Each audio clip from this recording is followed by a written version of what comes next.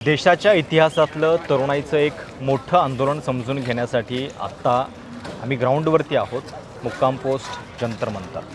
गेल्या काही दिवसांपासून या आंदोलनामुळं देशाचा आत्मा जो आहे तो कुठंतरी हलवून सोडलेला आहे आणि सगळ्यांना जंतर मंतरवरती नेमकं काय घडतं आहे, जो विरोध आपल्याला गेल्या काही दिवसांपासून दिसेनासा झालेला होता, विरोधकांचा आवाज ईडी आणि CBIमुळे बंद झालेला आहे, बाकीच्या सगळ्या संस्था संपवल्या जात आहेत, अशावेळी तरुणाई उत्स्फूर्तपणे काहीतरी बोलते आणि न भीता बोलते. तिला या सरकारच्या दडपशाहीची भीती वाटत नाही आहे आणि म्हणून हे आंदोलन जरा व्यवस्थित समजून घेण्यासाठी ग्राउंडवरती आहोत. आणि मला या आंदोलनामध्ये भेटलेले आहेत फिल्म मेकर वरुण सुखराज. त्यांच्या अनेक डॉक्युमेंटरीज तुम्ही पाहिलेल्या आहेत. शेतकरी आंदोलनापासून ते अगदी मोदी सरकारच्या विरोधात, मोदींच्या विरोधात श्याम रंगीला जो वाराणसीमधून लढणार होता त्याच्याबद्दल सुद्धा केलेली जमुरा नावाची त्यांची जी फिल्म आहे ती सुद्धा निवडणुकीच्या काळामध्ये खूप गाजलेली होती. वरून या आंदोलनाबद्दल 2-3 दिवसापासून तुम्ही इथे आहात, बघताय जवळनं, मला तुमच्याकडनं समजून घ्यायचंच. पण त्याच्या आधी माझी स्वतःची एक कबुली मला द्यायची आहे. मी या जनरेशनचा व्यक्ती आहे की जो अण्णा आंदोलनामध्ये थोडासा फसलेला होता, पोळलेला आहे. आणि मी रिपोर्टिंग करत असताना दिल्लीमध्ये शेतकरी आंदोलन पाहिलं, नंतर खेळाडूंची आंदोलनं पाहिली, NRCच्या बद्दल शाहीनबागचा प्रोटेस्ट पाहिला. मला असं वाटतं की आंदोलनं होतात त्याचं पुढं काय होतं, कारण शेतकरी आंदोलन मोठं झालं पण पुन्हा वेस्टर्न UPमध्ये आपण बघितलं की तिथे भाजपच्याच लोकांची म्हणजे तिथे विजय झाला आणि फार मोठ्या प्रमाणामध्ये मतदान झालं. आतासुद्धा एवढं मोठं आंदोलन होतं आहे, याचं पुढं नेमकं काय होणार हा प्रश्न आधीच सतावतो. म्हणजे अशा वेळी जेव्हा इमोशन्स खूप हाय असतात तेव्हा लॉजिक उपस्थित करणं हे जरा थोडंसं लोकांना नैराश्याचं वाटतं किंवा का आत्ता आपण उपस्थित करतोय असं वाटतं. पण कधी ना कधी हा प्रश्न येतोच, त्याच्याबद्दल पण बोलायचं आहे. सुरुवात करूयात, काय दिसलं ह्या आंदोलनामध्ये? एकतर सगळ्यात महत्त्वाचं म्हणजे ह्या आंदोलनातलं वेगळेपण म्हणजे ह्याच्यात सहभागी असलेली मुलं. म्हणजे ही ती मुलं आहेत की जी डिजिटल काळातच वाढलेली आहेत, ज्यांचं ओव्हरऑलच ॲक्सेस टू द वर्ल्ड हा डिजिटलीच डिझाईन झालेला आहे. आणि ती मुलं अशा प्रकारे इंटरनेट नसताना रस्त्यावर टिकून राहणं ही फार मोठी गोष्ट वाटते मला. त्याचं कारण असं आहे की ह्याआधी अनेकदा ह्या तरुणांविषयी बोलताना नैराश्याचा सूर असायचा की ही मुलं काय, यांचं वायफाय बंद झालं की यांची क्रांती थांबते किंवा फक्त सोशल मीडियावर असतात, अमुक झालं की तमुक होतं. तू गंमत बघशील तर 20 तारखेला जो काही भयंकर अमानुष लाठीचार्ज झाला त्याच्यानंतर इथली गर्दी वाढतच चालली आहे. आपण हा खरं तर सगळ्यात कमी गर्दीच्या रस्त्यावर म्हणून आपण मागे आलोय, त्या बाजूला गेलो तर म्हणजे अदरवाईज बाकी सगळे पॉईंट जर तुम्ही बघाल तर चालायला सुद्धा जागा नाही आहे. आणि प्रत्येक ठिकाणी तुम्ही बघाल तर 200, 300 मुलं एकत्र येऊन घोषणा देत आहेत. आणि हे जेन्युनली चिडलेली मुलं आहेत, हे ह्यांचा राग जेन्युन आहे. त्याचं कारण असं ना की आपल्याला ही आपल्याला एक सवय आहे की कुठलंही आंदोलन सुरू झालं किंवा इव्हन ह्यावेळी सुद्धा सुरुवातीला अनेक माझ्या पत्रकार मित्रांनी विचारलं की ह्याचा फायदा कोणाला होईल, ह्याच्यातून काय निघेल. सो प्रत्येक वेळी पॉलिटिकली किंवा पॉलिटिकल अलायन्सचा विचार करून आपल्याला ती सवय लावण्यात आलेली आहे. पण ह्या आंदोलनाच्या विषयी मला पर्टिक्युलरली असं वाटतं की सुरुवातीला ह्या आंदोलनाचं जे स्वरूप होतं ते आणि आत्ताचं स्वरूप याच्यात खूप मोठा फरक पडलेला आहे. आत्ता ही जी सगळी मुलं आहेत ही उत्स्फूर्तपणे येत आहेत, ही मुलं वाढत चाललेली आहेत आणि प्रत्येकजण आपला एक वेगळा त्रास घेऊन इथे येतोय. म्हणजे हा आता फक्त नीट विषयी राहिलेला नाही आहे. म्हणजे सुरुवात त्याची झाली की नीटचा पेपर लीक झाला आणि त्याच्यामुळे हे सगळं झालं. आता ते चुकीच्या अर्थाने वापरलं जातं की नीटविषयी चर्चा होत नाही. त्याचं कारण चर्चेला इतके विषय आहेत आता इथे, प्रत्येकजण आपापले विषय घेऊन आलेला आहे, प्रत्येकजण त्याचं ग्रीव्हन्स घेऊन आलेला आहे आणि तो ते सगळं मांडतोय इथे. आणि ह्याच्यामध्ये वयाचं कुठलंही बंधन नाही आहे. मुलं जास्त आहेत ऑफकोर्स, पण अगदी मोठी वयस्कर मंडळीसुद्धा आहेत की जे इथे येऊन त्यांचंसुद्धा फ्रस्ट्रेशन ते सगळ्यांसमोर मांडत आहेत की अरे हे असं नाही झालं पाहिजे, हा देश आमचा नाही आहे असा जो आम्हाला अपेक्षित आहे तो.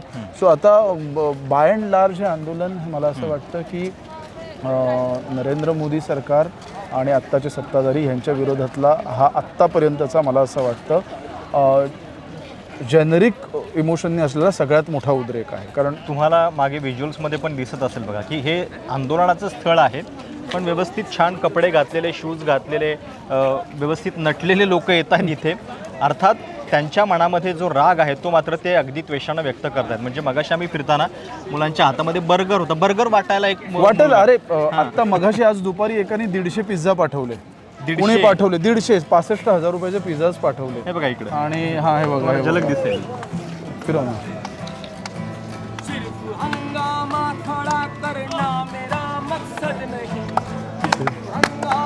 खड़ा करना मेरा मकसद नहीं, वाह, सिर्फ हंगामा खड़ा करना मेरा मकसद नहीं.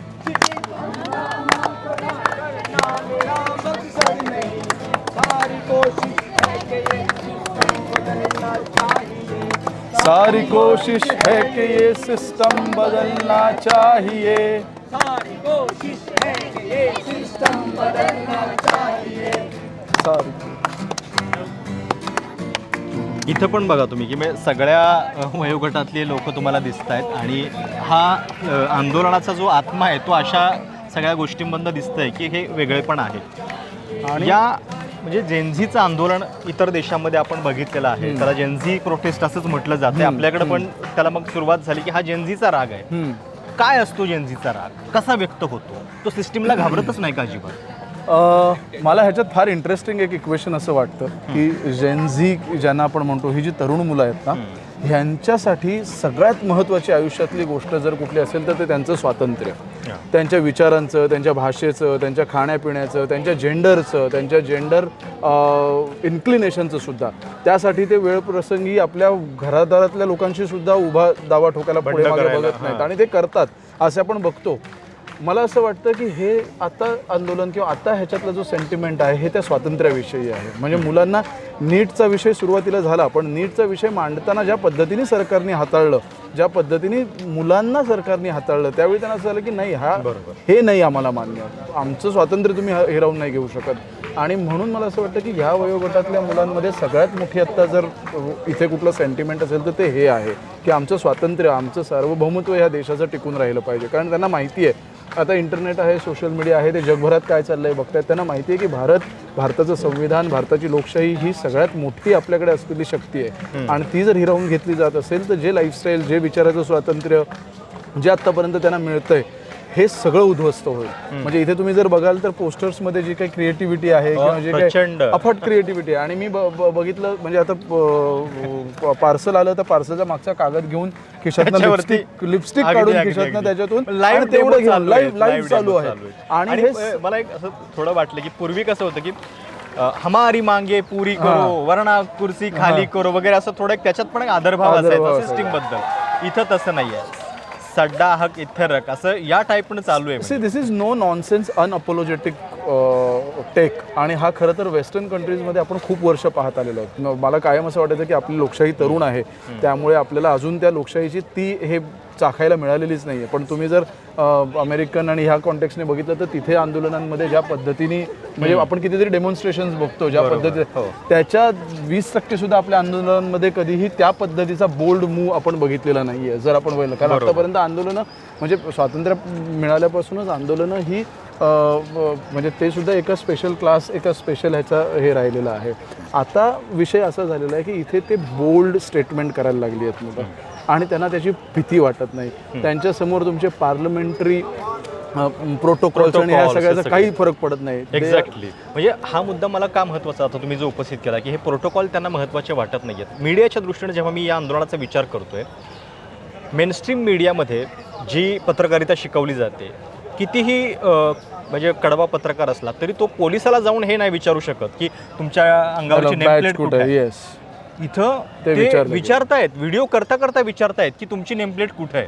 ते सांगतायत की लॉ असं सांगतो की तुम्ही म्हणजे लाठीमार करताना सुद्धा गुडघ्याच्या खाली केली पाहिजे. म्हणजे हे होतंय नाही, प्रश्न विचारण्याचं हे धाडस आणि ती माहिती. एक्झॅक्टली. आता काय झालंय म्हणजे मी इथे अनेकदा असं बघितलेलं आहे की कितीतरी मुलं ते पॉइंटर्स घेऊन फिरतात मोबाईलमध्ये की आणि आता सोशल मीडियावर पण तुम्ही बघा, जर तुम्हाला असंच थांबवलं तर तुम्हाला काय बोलायचं पोलिसांशी, तुम्ही कुठल्या आर्टिकल वेल इन्फॉर्म्ड आहेत. आणि लहान लहान मुलं, मी काल एवढासा 9वी-10वीतला मुलगा होता, तो एका पोलिसाला विचारत होता आत कसं जायचं. बोला क्या करेगा अंदर जाके, तो प्रोटेस्ट करूंगा, लठ पडेंगे, प्रोटेस्ट करेगा अंदर जाके, तो पडने दो अंकल लेकिन मुझे जाना है. हा जो एक कॉन्फिडन्स, बऱ्याचदा मला असं वाटतं की मोठ्यांमध्ये ना ती एक अनुभवातून किंवा अतिमाहितीतून आलेली जी एक भीती असते, ती भीती ह्या मुलांमध्ये नाही. बरोबर. त्यांच्यामध्ये तो एक निरागस धाडस आहे ते त्यांच्यामध्ये, आणि त्यांना माहिती आहे की आम्हाला ह्या सगळ्याशी काहीही मला देणं घेणं नाही आहे, काही फरक पडणार नाही आहे. ओके. दे आर आंदोलनामध्ये जखमी झालेले काही क्या प्रोटेस्ट में आपको मार पड़ी थी? 20th को ही स्टैम्पीड. अच्छा. How are you feeling now? Okay. Take care. या वयोगटातली मुलं पोलिसांच्या लाठ्या वगैरे खाऊन आणि पुन्हा येत आहेत, म्हणजे घरी बसत पुन्हा नाहीत येतात. म्हणजे लाठ्या आता खाऊन. त्याच्यातली पण तुला एक गंमत सांगतो, म्हणजे अतिशय दुर्दैवी आणि भयंकर प्रकार तुला सांगतो. काल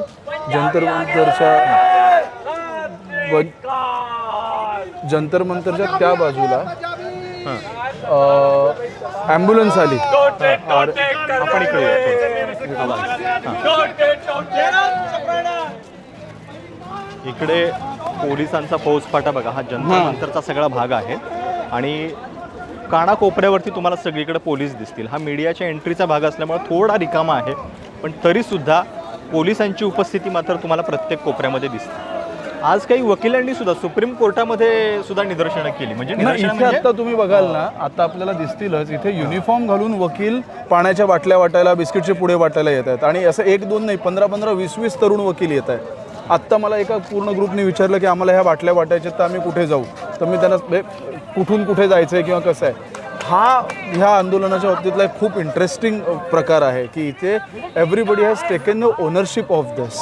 आणि ह्याच्यामध्ये मी गाणी पण एकदम क्रिएटिव्ह हो. आहे. थोडी झलक आपण गाणी क्रिएटिव्ह आहेत, घोषणा क्रिएटिव्ह आहेत, पोस्टर्स क्रिएटिव्ह आहेत. सगळ्याच अर्थाने हे सगळं पहिल्यांदाच अशा पद्धतीने भारतात घडतं आहे. आणि मला असं वाटतं की सत्ताधाऱ्यांना ते आवडो न आवडो, त्यांच्या समर्थकांना आवडो न आवडो, पण एका लोकशाहीसाठी ही फार महत्त्वाची गोष्ट आहे. जसं आंदोलनामध्ये काही वेगळेपण आहे, म्हणजे चौकटी बाहेरच्या काही गोष्टी पहिल्यांदा दिसत आहेत. सिस्टीमच्या बाजूने जर विचार केला, आंदोलन हाताळताना त्यांचे जे एक ठरलेले फॉर्म्युले आहेत त्याच्या पलीकडे जाऊन त्यांना हे आंदोलन हाताळावं लागेल, नाहीतर ते फसतील. ते ऑलरेडी फसले. तू लक्षात घे, ह्या आंदोलनाचा सगळ्यात पहिला फेल्युअर असा होता, CA-NRC. म्हणजे जर आपण जरा कुठल्याही पोलिसांना दिल्लीतल्या महत्त्वाच्या पदावर किंवा होम डिपार्टमेंटमध्ये जरा चौकशी केली तर CA-NRCच्या नंतर त्यांनी एक नवीन पद्धतीचा प्रोटोकॉल डिझाईन केला होता की जर कुठल्याही अशा प्रकारचं आंदोलन राजधानीत झालं तर 10 मिनिटात संपूर्ण सिटी त्यांना लॉक करता येईल. म्हणजे आर्टरीज ज्या आहेत त्या तिथपर्यंत लोक येणार नाहीत, ज्या त्या कॉलनीज ब्लॉक करता येतील, असे त्यांचं पूर्ण मॅपिंग झालेलं होतं. ते ह्या आंदोलनात पूर्ण फेल गेलेलं आहे. ते ह्या आंदोलनात त्यांचे वर्कच झालेलं नाही, आणि ते फ्रस्ट्रेशन फार टोकाचं आहे त्यांचं. दुसरी गोष्ट अशी, तुम्ही जर बघाल तर एवढा प्रचंड फौजफाटा ह्या लहान मुलांना डील करण्यासाठी, त्यांच्याशी डील करण्यासाठी, ह्याच्यातच ती भीती जाणवते, ती दिसते की हे. आणि अगदी आत्ता थोड्या वेळापूर्वी सुद्धा आम्हाला आमच्या आतून हे येत आहेत की आज रात्री तो म्हणजे काय अटकसत्र होऊ शकतं, लाठीचार्ज. म्हणजे आत्ता आम्ही सुद्धा जे एकत्रित आलोय ते सुद्धा थोडंसं घाबरत कारण 6:30 वाजताची एक ऑर्डर सगळीकडे फिरती. कनॉट प्लेससाठीची ती ऑर्डर आहे, दुकानं बंद त्या बाजूला दुकानं बंद ठेवा, कारण काहीतरी घडेल त्याच्यातून आणि तुमच्या दुकानांचं नुकसान होईल. आता काय आहे, ही भीती जर सरकारच पेरत असेल लोकांच्या मनामध्ये, तर कारण इथे तर सगळं अहिंसक पद्धतीने चाललंय. मुलं कुठल्याही प्रकारची हिंसा करत नाहीत. मुलं उलट पोलिसांशी, सुरक्षा दलांशी खूप प्रेमाने वागतायत. हां, अर्थातच तो जो राग आहे तो ते व्यक्त करतायत, सार्कॅझमनी व्यक्त करतायत, पण तशा पद्धतीने कुठल्याही प्रकारचं हिंसक असं काही इथे घडताना दिसत नाही. तुम्ही बघाल ही एक लहान लहान मुलं खांद्यांवरनं हे पार्सल तिथून, कारण तिथून गाड्या अलाउड नाही आहेत, मग ताक असेल, पाण्याच्या बाटल्या असतील, हे सगळे घेऊन जातात, आतमध्ये वाटतायत. सो हे फार इंटरेस्टिंग आणि फार आशादायी आहे असं मला वाटतं. आता तुम्ही जर जंतर मंतरच्या त्या बाजूने जर बघितलं तर तिथे ज्या पद्धतीचे गॅदरिंग्स होत आहेत मुलांचे आता, म्हणजे पुन्हा त्यांना ह्या सगळ्या स्टेज आणि तिथलं महत्त्व आणि ह्या सगळ्यामध्ये काही इंटरेस्टच नाही आहे. त्यांना त्यांचं म्हणणं मांडायचं आहे, आणि ते मांडण्यासाठी ते जे जमेल ते सगळं करतायत, त्यांना जे सुचेल ते करतायत, तसं करतायत, आणि त्यांच्यामध्ये कण मात्र ही भीती नाही आहे. ही सगळ्यात महत्त्वाची गोष्ट आहे. म्हणजे मी इव्हन किसान आंदोलनाच्या वेळी सुद्धा बघितलं की काही लोक तरी होती की ज्यांना भीती, ह्या मुलांना कसलीच भीती नाही आहे. कदाचित त्याचं कारण त्यांच्या वयात असेल, त्यांच्याकडे गमवायला काही नाहीच आहे, आणि त्यांचं असं की गमवायला माझ्याकडे फक्त स्वातंत्र्य आहे आणि ते मला गमवायचं नाही आहे. ते मला इथल्या सगळ्या मुलांशी बोलताना, आता ही सगळे SFIची स्टुडंट ऑर्गनायझेशन्सची मुलं आहेत, ह्या सगळ्यांशी बोलताना मला जाणवतं की ते इतके प्रिपेअर्ड आहेत ह्या सगळ्यासाठी आत्ता मगाशी ज्यावेळी हा मेसेज सगळीकडे पसरला की 6:30 वाजता हे बंद होईल, आज NSAचं पुन्हा एकदा नव्याने हे आलं, यू वोंट बिलीव्ह माझ्या आजूबाजूची SYची मुलं उलट धावत पुन्हा जंतर मंतरकडे निघाली की जर असं काही होणार असेल तर आम्हाला तिथे राहायचं आहे, आज बघूया काय होतं. सो ही एक फार इंटरेस्टिंग गोष्ट मला वाटते या सगळ्या. शेतकरी आंदोलन तुम्ही वेगळ्या दृष्टिकोनातनं सगळ्या देशाला जगाला दाखवलं. आता हे आंदोलन बघताय, काय नेमके फरक जाणवत आहेत म्हणजे त्या दृष्टीनं की आंदोलनाचा आत्मा जो आहे तो सेम आहे की काय त्याच्यामध्ये? आत्मा आंदोलनाचा कुठलाही तोच असतो की माझ्या हक्कांवर गदा आली की मला किंवा माझ्या हक्कांसाठी लढणं इज वॉट आंदोलन इज ऑल अबाउट. त्यामुळे तो कोर सेमच आहे. फक्त इथे असं आहे की शेतकऱ्यांच्या वेळी त्या तांत्रिक कायद्यासंदर्भातल्या काही मागण्या होत्या, त्या 3 कायद्यांविरोधातला होता. इथे सिस्टीमच्या ओव्हरऑल फेल्युअरच्या विरोधात हे आंदोलन, सिस्टीमच्याच फेल्युअर विरोधात ही मुलं ओरडत आहेत. आता तुला गंमत सांगतो, सकाळपासून अशी लहान 10वी 11वीतली 12वीतली मुलं इथे मेलडी चॉकलेट वाटत असतात. त्याचा रेफरन्स तुम्हाला लक्षात आला असेल. मेलडी अनेक बॅनर मध्ये सुद्धा मेलडी आणि मेलोडी खूप दिसतंय इथे. मला मी काल एकाला म्हटलं अरे मला नको, म्हटलं मला चॉकलेट. सर मेलडी खाइये, उतना ही बचा है अपने पास. ही लहान लहान मुलं आहेत पण त्यांचं हे भान आहे आणि त्यांचे ते मार्ग आहेत. आता एखाद्या माणसाला मेलडी वाटताना हे CRPFचे जवान काय करू शकतात? काही नाही करू शकत. म्हणजे ह्यांचं हाताळण्याची पद्धत, वेन यू सेड, सरकारचं पण आता असं झालं की त्यांना कळत नाहीये की ह्यांना कशा पद्धतीने हाताळायचं, ह्यांना कशा पद्धतीने टॅकल करायचं. म्हणजे आत्ता मगाशी राजवैभव होता, त्यांनी एक फार इंटरेस्टिंग गोष्ट केली. म्हणजे भान ज्याला आपण म्हणतो ना, तिथे राजवैभवला ते आहेच म्हणा, तिथे तो उभा होता आणि एक पोलिसांची गाडी होती. इथे बाहेर आंदोलक आहेत, सगळ्यांनाच घामाघूम आहे, वातावरण गरम आहे, सगळं आहे. तर एकच पोलीस ऑफिसर AC चालू ठेवून गाडीत बसला होता. मुलांनी नॉक केलं, AC बंद कीजिए, गाडी बंद कीजिए, हमारा पैसा है. असे कितीतरी छोटे छोटे किस्से इथे घडतात आजूबाजूला की मुंबईतले व्हिडिओ पाहिले ना. हो, ते मागणं पोलिसांची गाडी चालली आहे आणि मागणं कुणीतरी त्यांचा मित्र एक कडी काढून सगळे पसार. सगळ्यात मोठी गोष्ट काय माहिती प्रशांत, ही जी गेले काही वर्षांमध्ये ह्यांनी ठरवून भीती पेरलेली होती ती ह्या मुलांनी उधळून लावली. आणि ती मुलांनी उधळून लावल्या मग इतर समाजाने सुद्धा ती उधळून लावली की अरे जर हे उधळून लावतात आणि त्यांना भीतीच नाही. ED CBIचा धाक नसलेला आवाज कसा असतो हे जर बघायचं असेल तर या आंदोलनामध्ये निडरपणे बोलतायत. 17-18 वर्षांची मुलं आपल्या हक्कांबद्दल इतकी जागृत आहेत आणि थेटपणे बोलतायत. हा आवाज जर आपल्या इतर व्यवस्थांमध्ये थोडाफार जरी दिसला तर मला वाटतं देशाच्या लोकशाहीचं चित्र फार वेगळं दिसेल. शेवटचा प्रश्न, पुन्हा एकदा आपण जी सुरुवात केली होती, या आंदोलनाचं पुढं नेमकं काय होणार? हा विरोध व्यक्त होतोय आंदोलनातून, पण बदल जोपर्यंत होत नाही तोपर्यंत त्याची पूर्णता होत नाही. मला असं वाटतं प्रशांत की आपण प्रत्येक वेळेला कन्क्लुजनची फार घाई करतो. आता हे घडतंय हेच किती मोठं आहे. मला असं वाटतं हे घडणं सुद्धा गरजेचं आहे. या देशामध्ये सिस्टीमला अकाउंटेबल धरणं गेल्या काही वर्षांमध्ये आपण विसरूनच गेलो होतो. म्हणजे आपण आपल्याला हव्यास असतो, आपल्याला we are greedy about it की हे झालं आता काहीतरी, हे झालं आता. पर्टिक्युलरली मीडियामध्ये तो ग्रीडीनेस जास्त असतो की हे झालं आता काय घडेल, आता काय घडेल. हे जे घडलंय हेच इतकं महत्त्वाचं आणि मोठं आहे की गेल्या 15-20 वर्षात जी काही पेरणी केलेली आहे द्वेषाची आणि ह्या सगळ्याची, ती धुळीस मिळवलेली आहे ह्या मुलांनी इथे. आणि ती गोष्ट ही फार मोठी आहे आणि ती धुळीस मिळवण्यासाठी त्यांनी जो मार्ग अवलंबलेला आहे, जे वेगवेगळे इनोव्हेटिव्ह प्रकार ते करतायत, हे फार आशादायी आहे आणि फार नवीन श्रेय जे आहे ते म्हणजे CJP पेक्षा सुद्धा या तरुणाईला जास्त 100%. म्हणजे CJP अभिजितने अर्थात ज्यावेळी ते सुरू केलं त्याला इंटरनेटवरची रिॲक्शन, त्यावेळी सुद्धा मी काही मीडिया चॅनलशी बोलवतो की बघूया हे सगळं ज्यावेळी उन्हात उभं राहायला लागेल त्यावेळी आपल्याला कळेल काय होईल. पण राहतायत आता इथे मुलं, त्यांनी सर्वांना खोटं पाडलेलं आहे. मुलांना तुम्ही इथे जर तुम्ही बघाल दिवसभर ते काल मी बघितलं SFIचा टेंट, परवा त्या लाठीचार्जमध्ये त्या लाठ्यांनी हे होऊन खालनं ते पाईप तुटून तो टेंटच पडला. तो टेंट पडला, मग पाऊस आला. आता मुलं तिथे राहत होती. ह्याच एक मुलगी, फार सुंदर व्हिज्युअल आहे, अनेक जणांनी ते रेकॉर्ड केलं. मी ह्या बाजूला होतो त्यांच्याशी बोलत ते राहून गेलं. एक मुलगी झाडावर चढली आणि तिने वरतून तो दोर वगैरे ओढला आणि तो पूर्ण टेंट त्या मुलांनी पुन्हा उभा केला. आपण जे म्हणतोय ना की ही मुलं हे काय काउच पोटॅटोज किंवा लिव्हिंग रूम मध्ये राहून गेमिंग कन्सोल समोर राहून हे काय क्रांती आणणार. आणि प्रत्येक ठिकाणी मुलींचा सहभाग खूप मोठा आहे, खूप मोठा आहे खरं तर. आणि तुम्ही जर इथे बघाल तर ही सगळ्यात महत्त्वाची गोष्ट आहे की या मुलांनी ह्या सगळ्या बाबतीत ह्यांना खोटं ठरवलेलं आहे. की आम्ही रस्त्यावर येऊ शकत नाही, आम्ही हे एक्स्ट्रीम्स नाही. गमतीचा भाग ह्याच्यात अजून एक असा आहे, मगाशी जर तू म्हणालास की छान कपडे घातलेले आणि हे, त्याच्यात एक पोस्टर खूप व्हायरल झालं होतं, तुझं पाहिलं असशील तर, की it is so bad that even privileged are here.